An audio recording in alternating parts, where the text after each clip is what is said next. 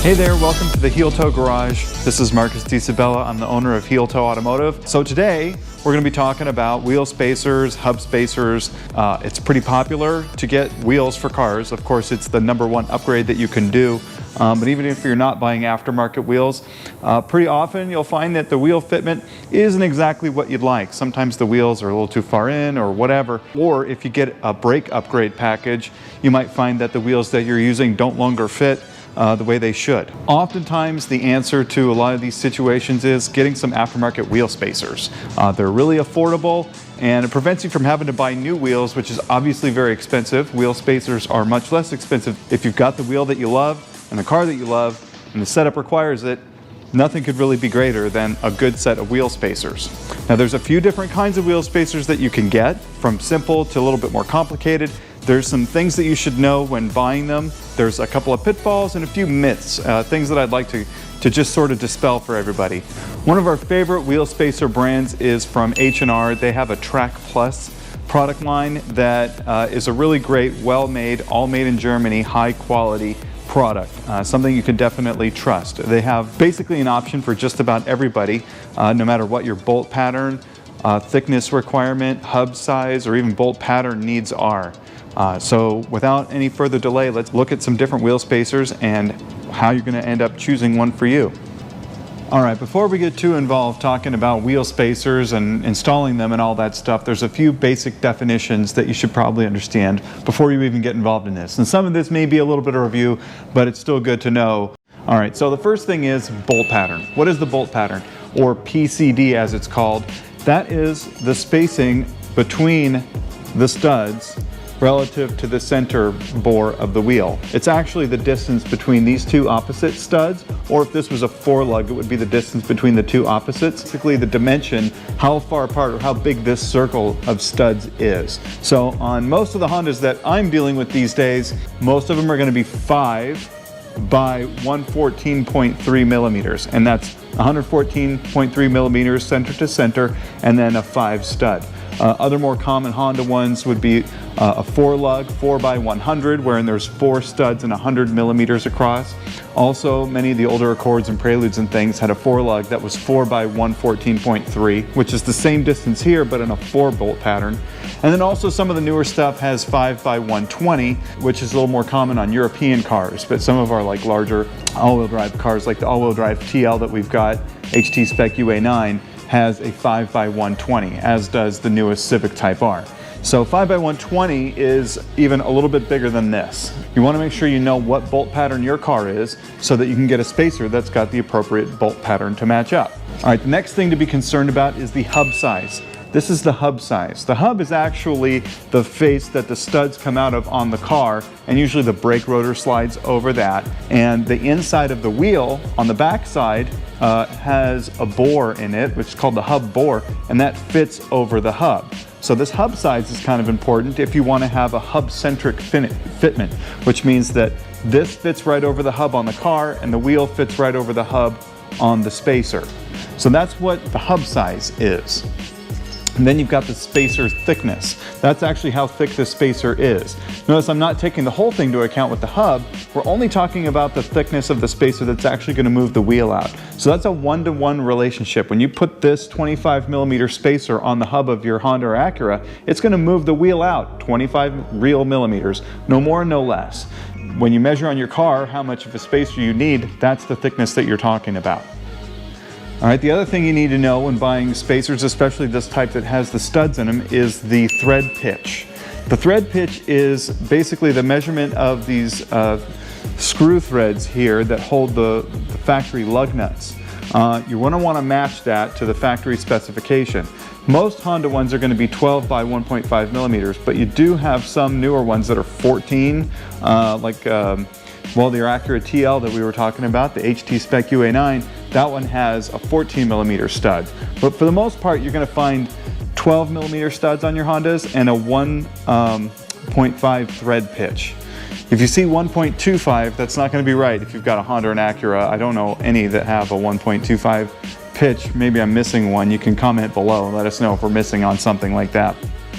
The last term I'm going to tell you that we have to be concerned about is thread engagement, which is how many threads will you actually be engaging with the lug nut on here? There are certain situations you're going to run into where you won't actually have as many threads as normal, and there is a minimum amount of threads that you want to have in order to bolt the wheel on safely. So thread engagement is when we're talking about screwing on a nut and how far down it actually goes, basically. Okay, now I'm going to talk about a couple of different kind of spacers that you're going to run into. The first one is this simple, what I like to call like a plate style. I'm sorry I don't have a fresh new one. This one's been used, but this is a really nicely machined aluminum spacer.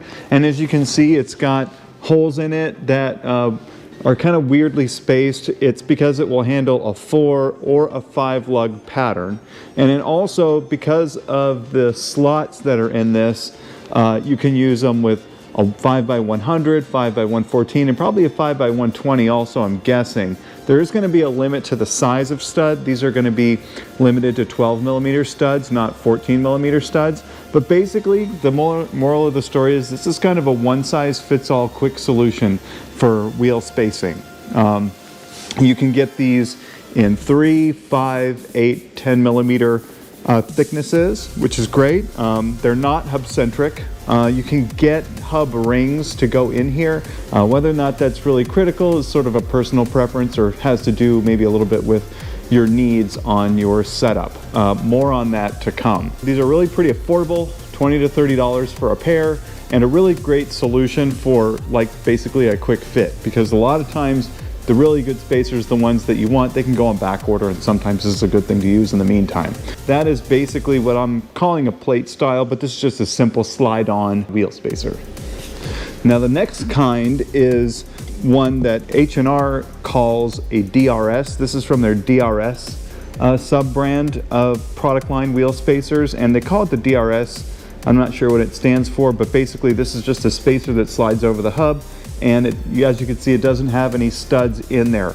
But because of the thickness of the spacer would require new studs, they provide new studs with it. So you're going to put these studs in your hub to replace the factory ones. These are going to be a little longer than your stock ones. And the extra length is to make up the difference that's taken up by the spacer sliding on.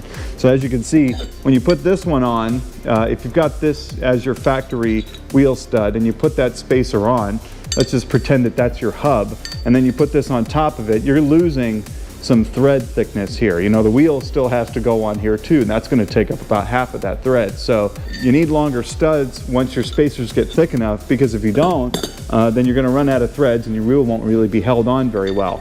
So the DRS is a nice spacer that comes with new studs that are meant to replace your factory studs. A lot of people find that to be kind of inconvenient, which is where the next one comes into play.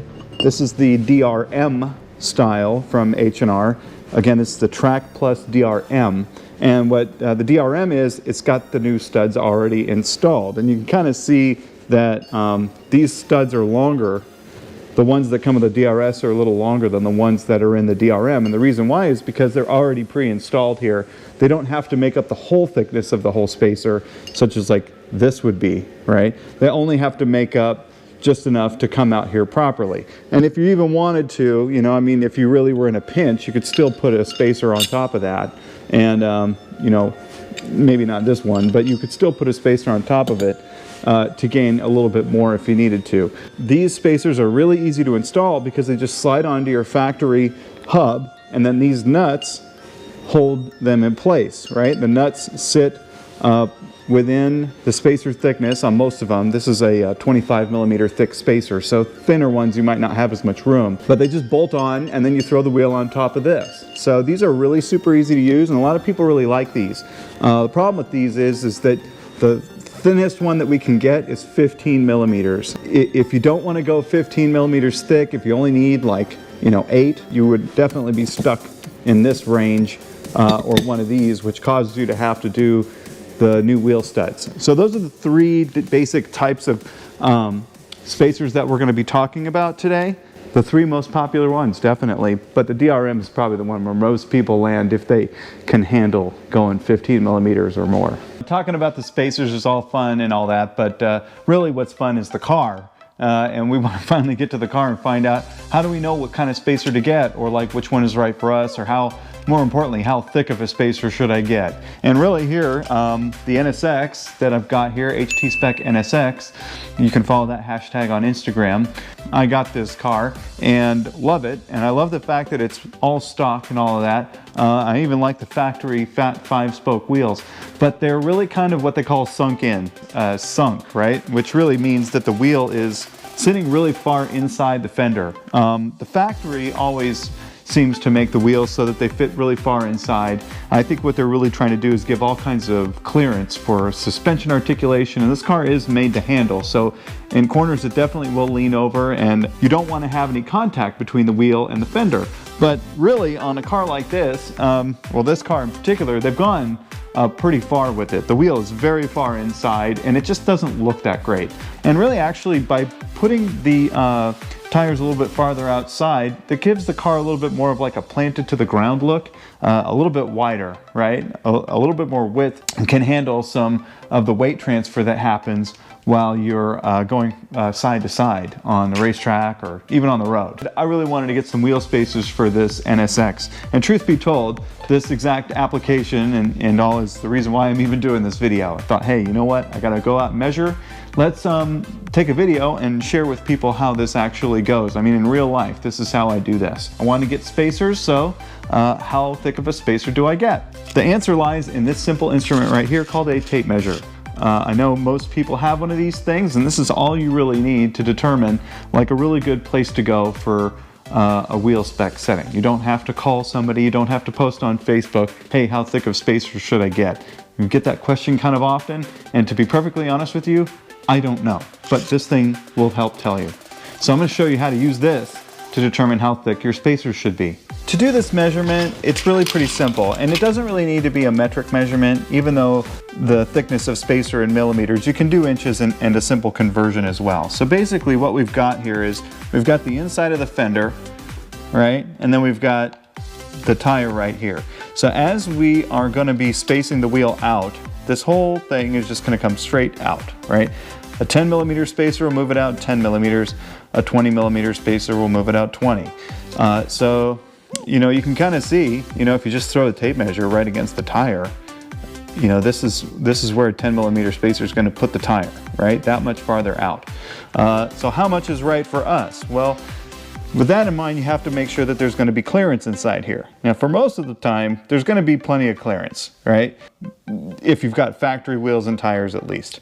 Aftermarket wheels and tires that are wider and whatever, you know, you're going to run out of room at a certain point, so you might not put a thicker and thicker spacer depending on the actual amount of room that you have. So what I like to do is just throw a tape measure against kind of somewhere in here, some area where it's going to be going up inside the fender more, and then put another mark here, right? Just to kind of guesstimate. Yeah, my limit is going to be, and these are the millimeters, 10, 20, 30.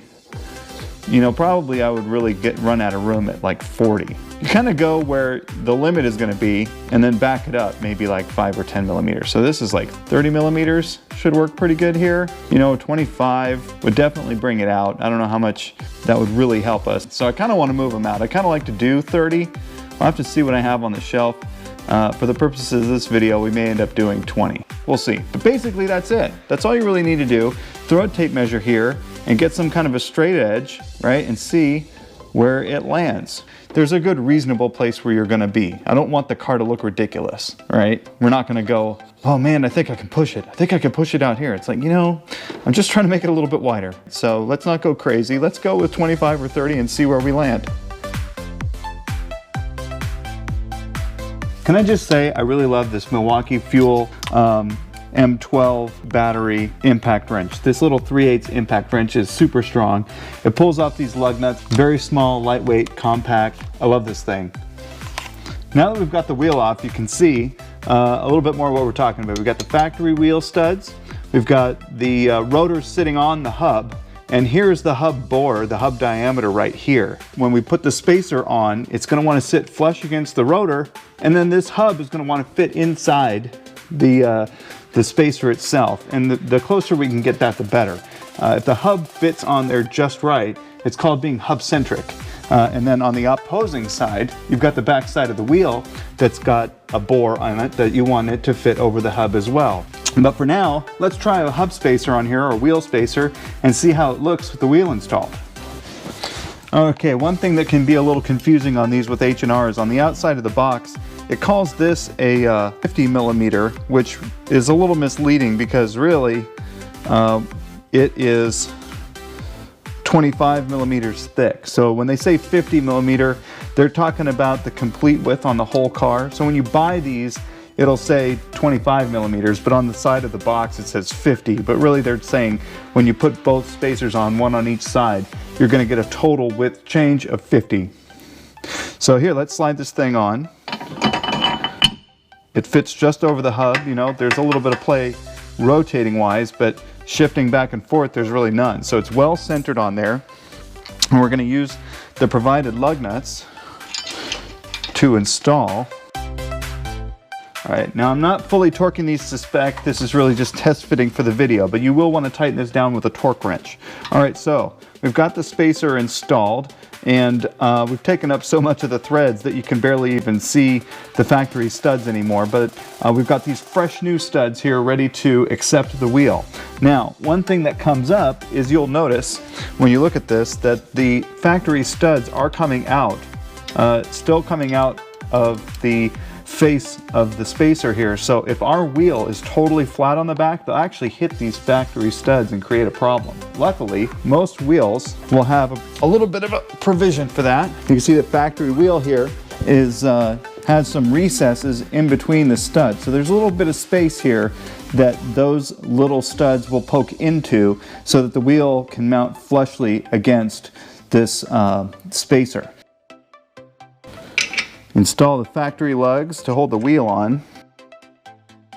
Again, not torqued to spec, but just for the purposes of the video so we can see what these 25 millimeter spacers do to the NSX. We'll definitely move the wheel out. So when we throw this tape measure on, the same way that we did before, we can actually see, yeah, now we've got, you know, maybe only, if we wanted to space out from here, at the most, maybe 5 millimeters more.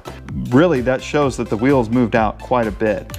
Really, honestly, I'd like to get the car outside and give it a good look and see what that actually does for us. And I'm perfectly honest with you, I think this has probably really enhanced the look. Compared to the way that it was, the wheel kind of disappears right there once you get up to the fender line. And here, if we're gonna go and look, you know, you can still kind of see the wheel, even looking right down over the fender. The front maybe has a lot more egregious of a gap than the back does. I mean, you can see when you come up over the fender, like the wheel just is gone, right? You can't even see it. The top of the wheel is just acres inside. Let's throw a spacer on the front too and see how that looks.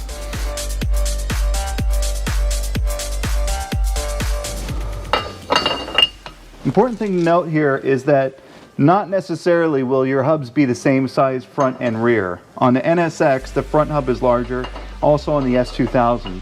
Pretty much all the other Hondas will have the same hub front and rear to allow for tire rotations, but the NSX and the S2000 definitely don't.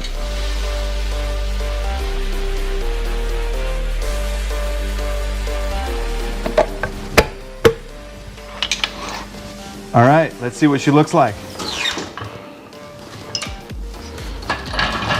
Wow, you know, I could tell it looks so much better already.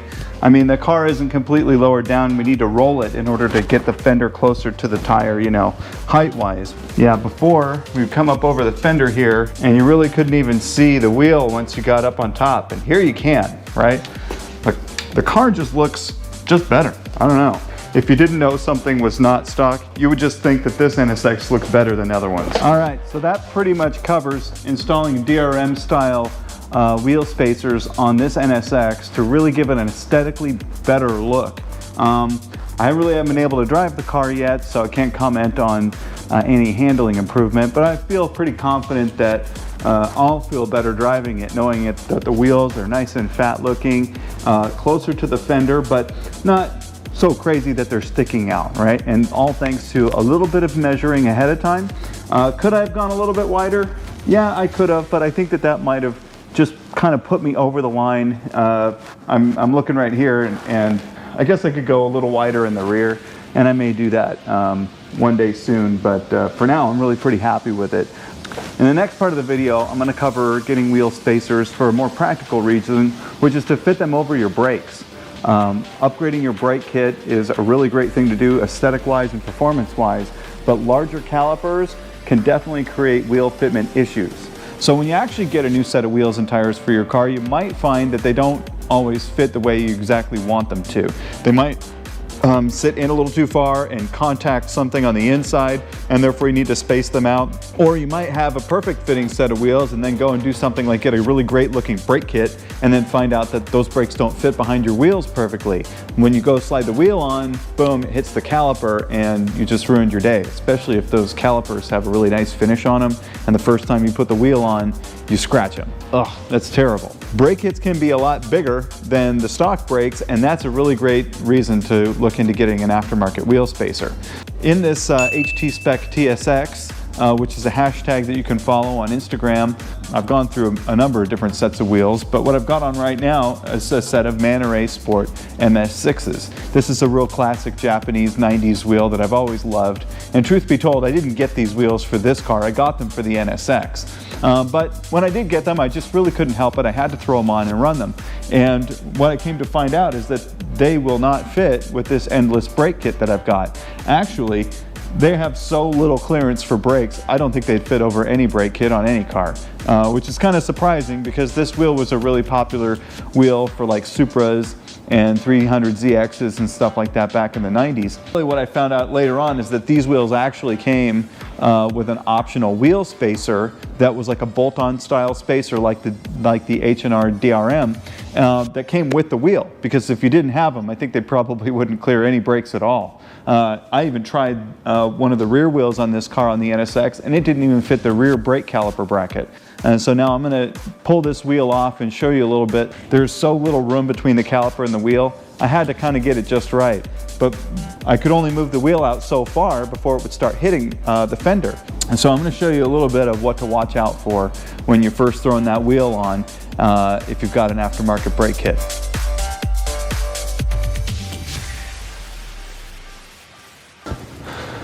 All right, I know some of you are going to want to know, these wheels are 18 by 8.5, and they're a plus 38 offset.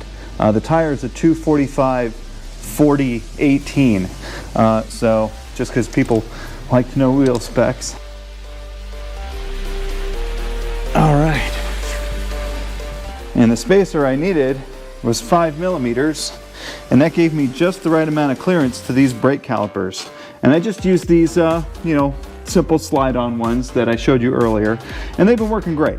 And here's where I'd like to really talk about these things not being hub-centric. So what you have is the hub here, which is supposed to fit on the inside of the wheel so that the wheel is supported by the hub. That way the lugs aren't bearing the entire force of the wheel, trying not to move off, right? And so the hub being hub-centric to the wheel, wherein the wheel just fits over the hub, is an ideal situation.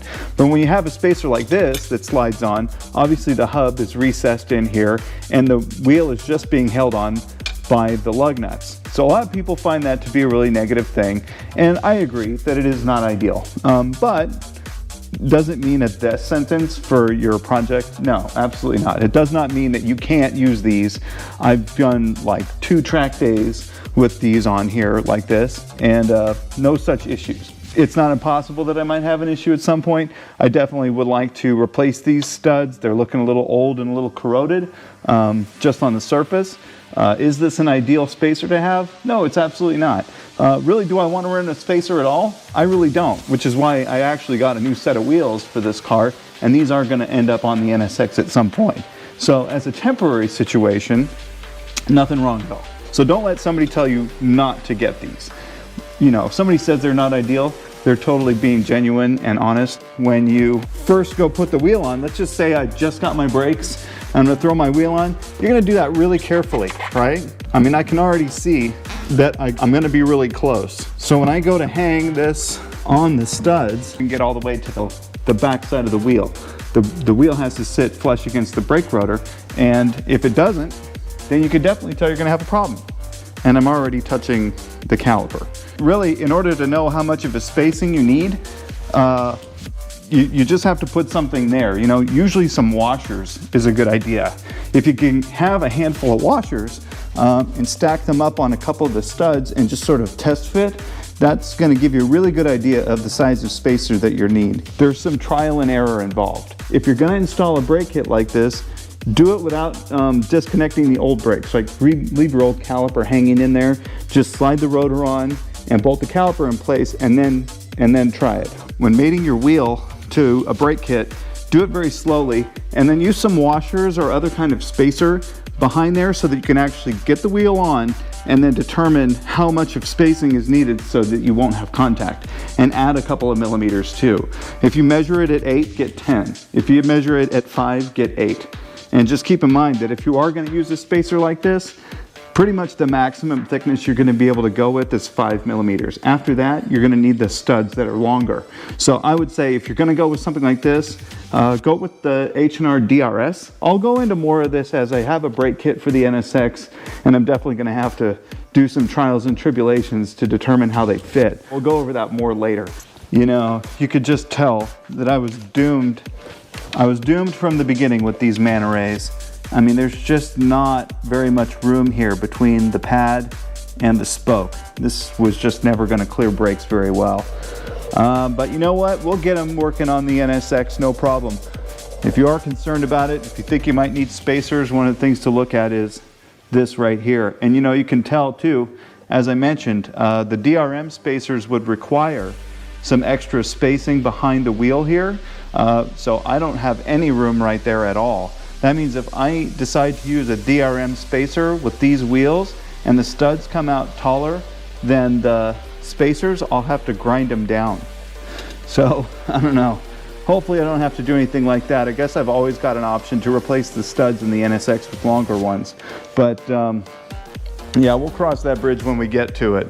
Just keep in mind that if you don't have any recesses in the back of the wheels in between the studs, then you're going to have to use the DRS style.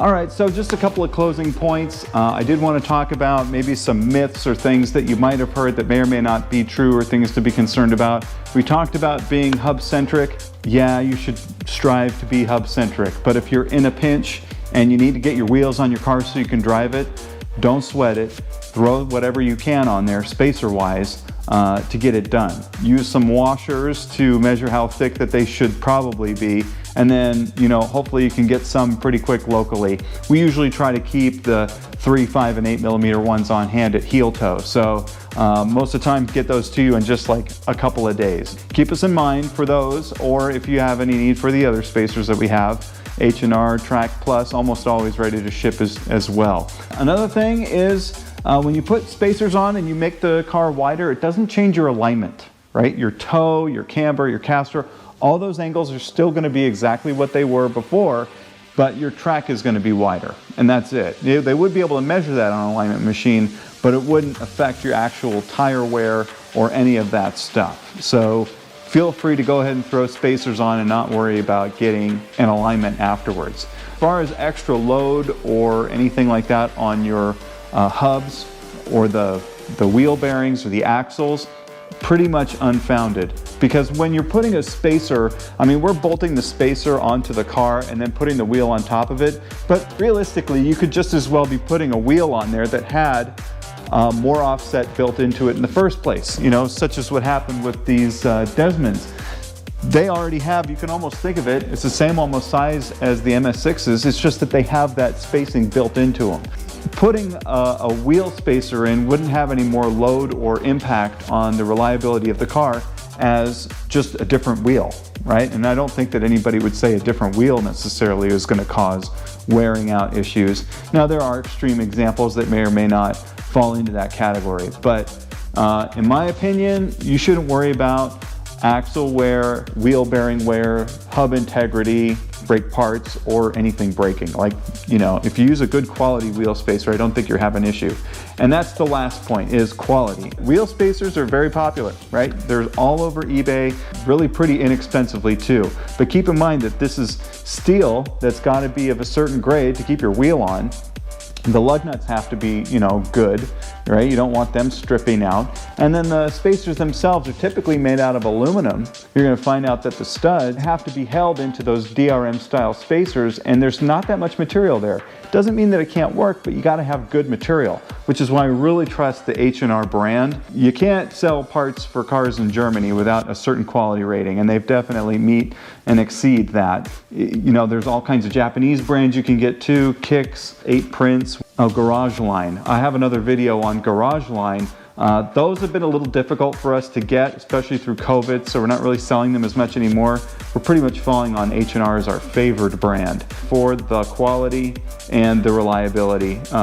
There's just really no worries there whatsoever. You know, the wheel spacer isn't a very complicated item, but there's a lot to keep in mind when you're buying this. And there's actually a lot to keep in mind on any part that you're buying for the car. Some of it's important information, some of it's not. And it's my goal to make sure that we're informing you so that you can make a really good decision and feel confident with the purchases that you're making for your car. Because after all, it's hard-earned money and you want it to go into parts that are going to serve you well.